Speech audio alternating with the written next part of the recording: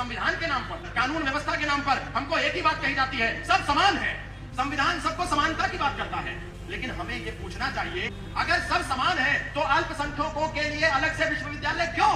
अगर सब एक है तो क्यों इस देश में 51,627 अल्पसंख्यक समुदायों के स्कूल चलते हैं जहां पर उनके लिए सारी सुविधा होती है?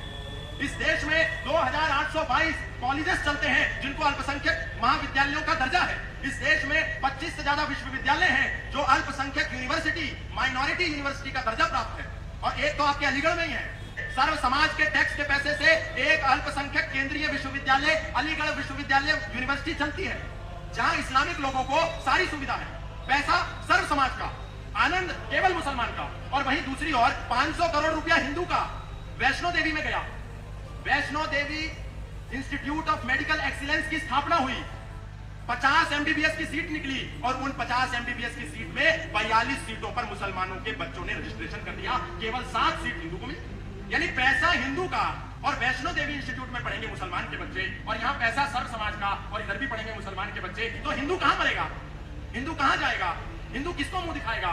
हिंदू के लिए कोई इंटरेस्ट फ्री लोन नहीं, हिंदू के लिए शिक्षा में कोई समानता नहीं, हिंदू के गुरुकुल के लिए कोई अलग से बोर्ड नहीं, हिंदू के बच्चे के लिए कोई स्कॉलरशिप नहीं। लेकिन मुसलमानों के लिए एक अलग से बोर्ड इस देश में चलता है जिसको कहते हैं मदरसा बोर्ड। और हिंदू का बच्चा गुरुकुल में पढ़ेगा तो उसके लिए कोई अलग से बोर्ड नहीं, वो सीबीएसई, आईसीएसई और स्टेट बोर्ड से ही चलेगा। यानी वन नेशन वन एजुकेशन होना चाहिए। अगर सब समान है, सारे धर्म बराबर है, सबको समानता का अधिकार है, तो मुसलमानों के लिए अलग से व्यवस्था क्यों? बजट में असमानता क्यों? लोन में बिना टैक्स के क्यों? न्याय में असमानता क्यों? अगर हिंदू के मंदिर पर सरकारों का नियंत्रण है तो मस्जिदों पर भी सरकारों का नियंत्रण होना चाहिए, चर्चों पर भी सरकारों का नियंत्रण होना चाहिए। मंदिर कैसे मुक्त होंगे?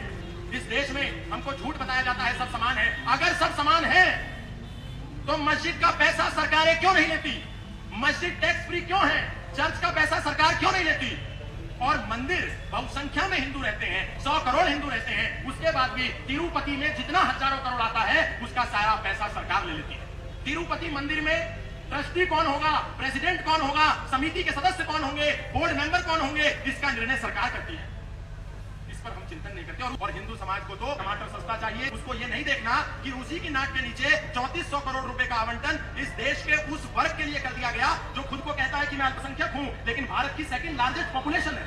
भला 25 करोड़ कोई अल्पसंख्यक होता है क्या? यूएन की रिपोर्ट कहती है वो कम्युनिटी जो पॉलिटिकल, सोशल और इकोनॉमिकल इन तीनों रूपों से सक्षम ना हो और 1% से आबादी में कम हो, वही अल्पसंख्यक होता है। यहाँ 25